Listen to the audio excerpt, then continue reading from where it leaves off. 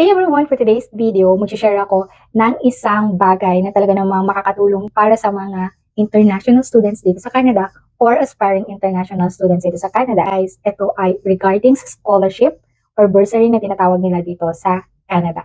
Kaya naman, panoorin mo itong buong video natin. So number one, guys, kung papunta ka pa lang dito sa Canada, i-check mo na ngayon pa lang sa website ng school na ina-applyan mo kung meron silang ino-offer na entrance scholarship. Yes guys, kasi alam ko nung nag-a-apply ako papunta dito, may mga schools akong na-encounter na nag-offer ng entrance scholarship. Basta ma-comply mo lang yung requirements na hinihingi nila. Second, kapag nandito ka na, i-check mo din sa iyong school kung meron silang scholarship na offer for international students. So dito sa school namin, based on my experience, ay merong application for scholarship and bursary every winter. So meron silang dalawang category. First is for academic, which is hindi na namin kailang applyan.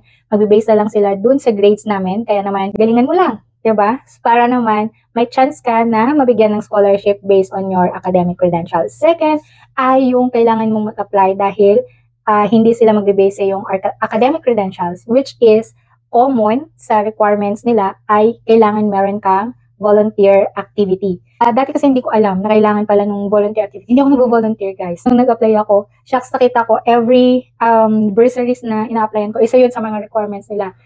Pero, everything happens for a reason, sabi nga nila, dahil meron akong isang accidentally na-applyan na hindi ko alam na mag-volunteer pala yun sa school, which is yung peer mentoring. Pero, ang dapat kong applyan is yung peer tutor. So, tinuloy ko na, nag-volunteer na ako as a peer mentor, and nag-apply na lang ako for peer tutoring.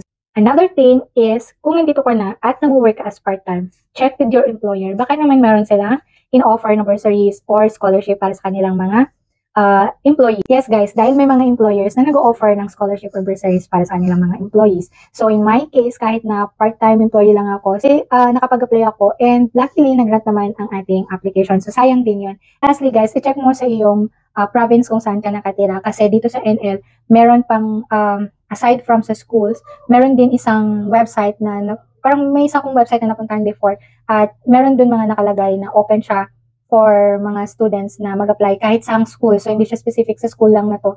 And kung ma-meet mo yung mga requirements, pwede mong applyan. So, that's it for today's video, guys. I hope nakatulong sa inyo ang ating video ngayon. At kung meron kayong mga katanungan, comment down below. At kung meron kayong suggestions na mga gusto nyong video na i-share natin, ay i-comment nyo din dyan. So, abangan nyo ang ating mga susunod na videos dahil i-share ko sa inyo ang ating experience sa ating pag-aaral. Ano yung realidad sa pag-aaral bilang isang international student dito sa Canada para naman mabigyan ko kayo ng real talk, diba? So, that's it, guys!